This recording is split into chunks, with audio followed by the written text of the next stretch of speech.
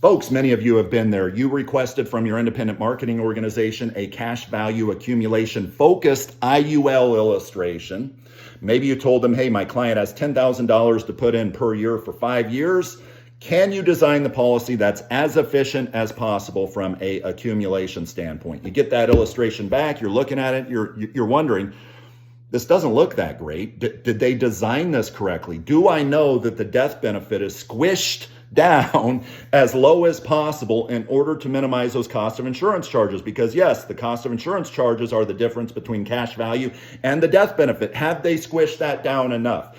There are 3 different areas that you can look at here. And that's what I want to give you some tips on here. Just not to make you an expert on policy design, but just to kind of give you an idea of if they design the policy correctly. I want to give you some quick tips. By the way, if you like this video, make sure you give me a thumbs up. Make sure that you subscribe, because that motivates me to continue to do these videos. So what are those 3 areas to look at on the illustration? The guideline single premium, the guideline level premium or annual premium, however they put it on the illustration, and the 7-pay number. Those are the 3 that you look at. So let me back up for a second and explain what those are.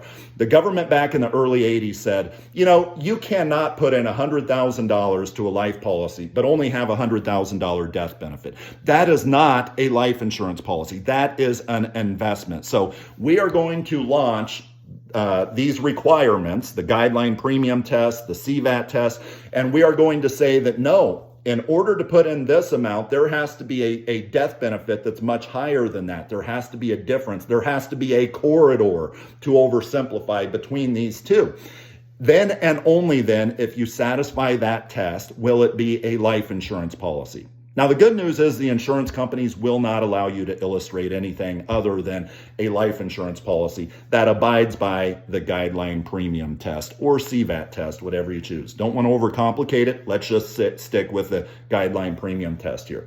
But then the government came back and said, okay, so although we have this classification of life insurance, well, a life insurance policy, what we want to do is we want to make it, and this is what, 1986, 1988, we want to make it so there are 2 different classifications, to simplify, of life insurance.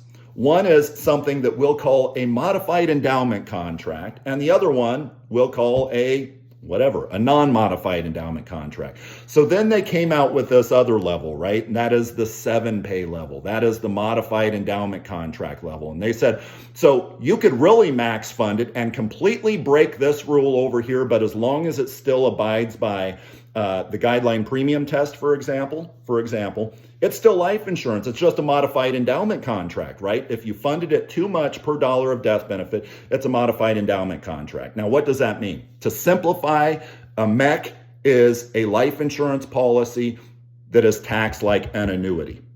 A life insurance policy that is taxed like an annuity. Last in, first out tax treatment. One big exception, though, are modified endowment contracts taxable to the beneficiary once that death benefit's paid out? No, absolutely not. So MECs can be actually good legacy products, death benefit products, right? But the government says, but if you don't put in any more premium per dollar of death benefit than this test, and of course it's satisfied this test, then that is when you will get this wonderful tax treatment of tax-free loans ultimately when you want to take money from it, which is the design that many of you desire when you ask that IMO for that illustration. So what are the 3 areas on the illustration to look at when you get that illustration back to really kind of, without going into a big long dissertation, to kind of have an idea if that illustration is designed correctly. When one of these 3 levels don't come back as astronomically higher than your premium. When one of these 3 levels don't come back as astronomically higher than your premium. So let me explain. So you will see the first test, you'll see a guideline single premium number. And let's say in our example, it is $50,000. Guideline single premium. It's right at $50,000. So what that means is hey, if you put in $51,000, that's too much. It's not classified as life insurance. And by the way, how much are we putting in over a 5-year period of time? $50,000. But then let's say there's that second within the guideline premium test, because there are 2 different factors in the guideline premium test. The guideline single premium and the guideline annual premium.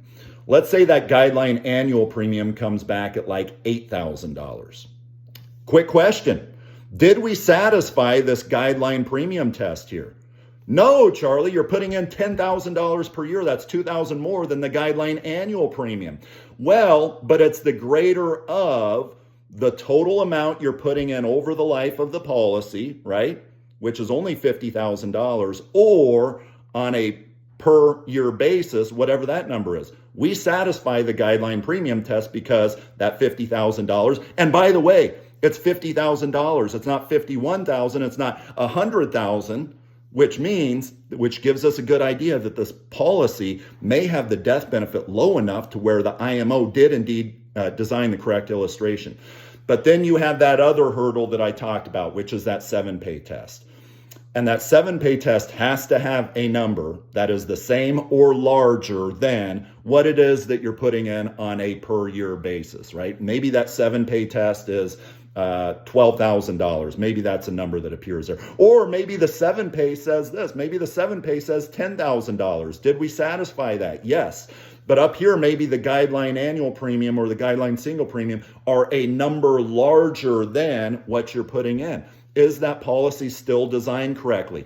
Probably, because whether you have an increasing death benefit or a level death benefit, the relationship, the interplay between these, it can vary, which is why this could be a very long conversation. But in short, if one of those three numbers, guideline single premium, guideline annual premium, and the modified endowment contract level, if one of those three numbers is smashing right down against what the premium is that you're putting in, chances are it is max funded. If all three of these numbers are like multiples of the actual premium you're putting in, that tells me that there is probably a death benefit that is too high for that amount of premium that you're putting in. I hope this gives you some sort of a guide. Give me a thumbs up, folks, as well as subscribe to my channel.